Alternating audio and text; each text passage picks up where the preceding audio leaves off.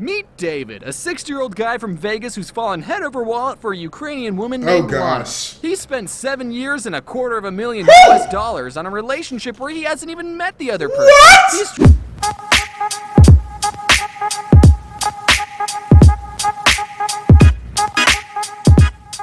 Yo, what's up guys, Prince Charming. We're going to be checking out The Odd Ones Out, My Decaying Mind in Quarantine on today's video. I think this is going to be a video we can all relate to because we all have been in quarantine, like literally since what, March? 5 months, bro? 5 months? I don't know how much I can take. Thankfully, you know, I'm still be able to do my job. A lot of people lost their jobs, this and that. Thankfully, I still have my job and, you know, I still have somewhat of my sanity left. But let's see what James has been going through in this quarantine because everybody's story is different. Don't forget to follow me on Twitter at Prince O'Hawcom, Instagram as well at Prince O'Hawcom. That way you can stay updated on anything Prince Charming related and you can support your boy on social media. So go drop that follow. But enough of me talking, let's go ahead and dive into The Odd Ones Out, My Decaying Mind in Quarantine, and I hope you guys enjoy the video. Hello everyone, it's me, James. I just wanted to let you know that I'm launching this card game called Cafe Chaos on Kickstarter today. There'll be more info at the end of the video. This isn't some bit. I actually made a card game and I worked really hard on it, so please click the link in the description to get your... My name's Joe Exotic. I exploit dangerous wild animals for profit, and that's only the least reprehensible thing I've done. In this 8-part docuseries, I'll show you the bad, this was the early horrible, quarantine, and downright disgusting aspects of what it's like to be a polyamorous, meth-addicted Tiger King. I'm the real Pokemon master, you hear? And just like that, this was early quarantine, man. Garbage humans on his television. James felt ever so slightly at peace while the world crowded around him. For the first time in months, James smiled. I'll be real with you, being in quarantine has sucked a lot. I miss hanging out with friends, I miss going to non-essential businesses, and I miss wiping my butt with toilet paper instead of my dog. All I've had for me has been floof and my own mind. I feel you, James. So it's been a little hard to stay motivated during this time. But if staying home instead of going to Disneyland will save people's lives, then I guess I'll have to make that sacrifice. It's so hard to be a good person. You gotta do it, James. Some of the things that have been helping me mentally has been exercise, a positive mindset, and garbage television. I used to think that garbage television was stupid and a waste of my mortal existence. But now you're watching it, right? Watching more garbage, I realized that I've already been fascinated and enjoyed watching garbage content for years. Have you seen the videos I make? I recently was getting into a lot of series during quarantine. I watched Money Heist, I watched Steven Universe, I'm watching The 100, I've watched this show called 3% on Netflix. Like, there's a lot of shows. And I do remember early quarantine, like this was March, April, when it was like first starting, and then Joe Exotic, he was trending, people were all talking about this and that. Like, it has really been this long. 5 months without really hanging out with friends, without really going to a restaurant. Man, like, I miss the old times, bro. I really do miss the old times. But hey, if this saves lives, I guess we gotta do it. I said this in my conspiracy video, that I love watching crazy people talk for hours. Now take those same people, give them a camera crew and a budget, and you got a brand new show on TLC. What's that? You've never heard of TLC? TLC is Learning Channel? TLC is the worst. TLC is full of wonderful programs and documentaries that'll teach you if you become trashy enough, you'll end up on TV. And you make that's money. What schools should be teaching. No, this video isn't sponsored by TLC, but if they wanted to sponsor me, I'd say no. I just want to be on an episode of My Strange Addiction. I'll tell you what the addiction is later, TLC. Toenails? One show I've been unhealthily binging is called 90 Day Fiancé.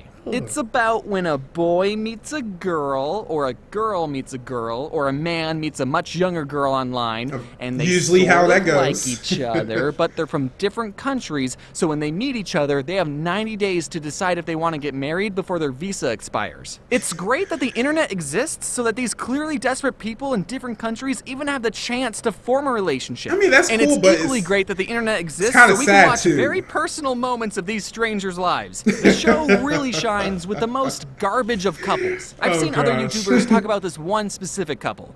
Big the Ed dude with the no neck. I don't want to make fun of Big Ed's appearance, but let's just say he saves a lot of money on scarves. That whole 90 Day Fiancé, bro, I really can't get behind it because most of the relationships you know, they don't work out or they're fake, most of the time the person from the other country, the foreign country coming to America or whatever, usually is doing it because they want the better opportunities. They want this, they want that. They don't want the actual person they're marrying. I remember I watched one episode where it was literally like this. Okay, I don't like making fun of appearances, but it was this extremely large white girl, and some, I don't know, dude from Africa came in. He obviously didn't like her, but he liked being in America, so I guess that was enough for him. And turtle necks. He's a 54-year-old pursuing a relationship and wanting to marry a 23-year-old Filipino woman named Rose. And Ed has a daughter that's 6 years older than Rose. What? And he's older than Rose's father. What? Can you imagine for a second if your mom was 6 years younger than you? That and would on be top weird. of that, Ed is a huge liar. He lied about his height. He lied about wanting to have kids with her. He's also really mean to Rose. I mean, sure, he's old enough to be her father, so he's probably used to talking down to young people. And a dad telling their kids that their legs are hairy and their breath stinks is justifiable. That's mean. But this is his girlfriend. At least make her a bag lunch first. Even if I thought Big Ed was the best guy in the world, do I think a relationship could work between people with a 31-year age gap? Well, let's take a look at the math. All right, James. The half-year age plus 7 rule graphed out. Let's get it. If you're 30, then it's socially acceptable to be dating someone who's 22. Now, obviously, this graph isn't set in stone. But for reference, here's Big Ed's age versus Rose's age. So when Ed was 40 and taking care of his 15-year-old daughter, Rose was 9. That's pretty weird. That's really weird. An age gap of 31 can work? Well, mathematically and common sense speaking, no. Not until Ed is 76 and Rose is 45. I think that'll take longer than 90 days, though. A 31-year age gap, I do not think that is gonna last at all. At all, especially if you already have a daughter and then the daughter is older than the fiance that you want to marry. Like, I have heard some daughters who were like 5 years younger than their stepmom, this and that, and that's still weird, but okay, whatever, do your thing. But bro, he was 40 and she was 9 years old. That's not okay. I don't care how much money you got. Like, you gotta keep it at least within a 7-8 year age range, bro. Not 31 years old. Goodness gracious. The second and third reason I love this show is David and Lana. I haven't seen any YouTubers talk about this couple, but they need to. Meet David, a 60-year-old guy from Vegas who's fallen head over wallet for a Ukrainian woman named Lana. He spent 7 years and $250,000 US on a relationship where he hasn't even met the other person. What? He's tried to meet up with Lana on 3 separate occasions already, but got stood up every single time. And he's still spending money on her. He's putting all of his credit cards on the table and is willing to risk it all on a 4th trip to the Ukraine to meet his soon-to-be mail-order. You're a goofball, bro. Doesn't speak English. $250,000. Long story short, they meet after 13 episodes. David gives her a brand new iPhone X to text him on. Of course. Only for him to get eternally ghosted because her nails were too long to text him back. Let me remind you that they were in contact for 7 years. 7 years! Was when Ed was 38. Me briefly describing these two's relationship just now was so much of an emotional roller coaster that I don't even need to go back to theme parks anymore. It makes me want to puke, and I hope you can see why I love this show so much. I know that reality TV that was a good show. And who knows if this entire relationship was scripted and manufactured for the show.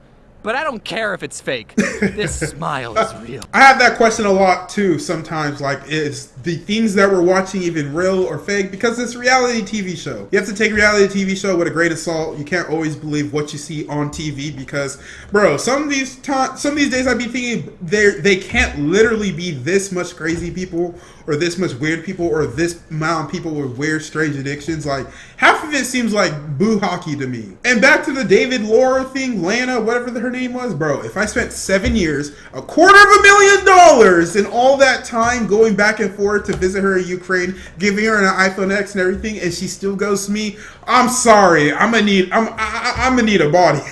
Okay, y'all didn't hear me say that. Watching garbage television all day isn't as fun or healthy as it may seem, believe it or not. Even though I spent a good portion of this video hyping up trash TV, you should also be doing something productive.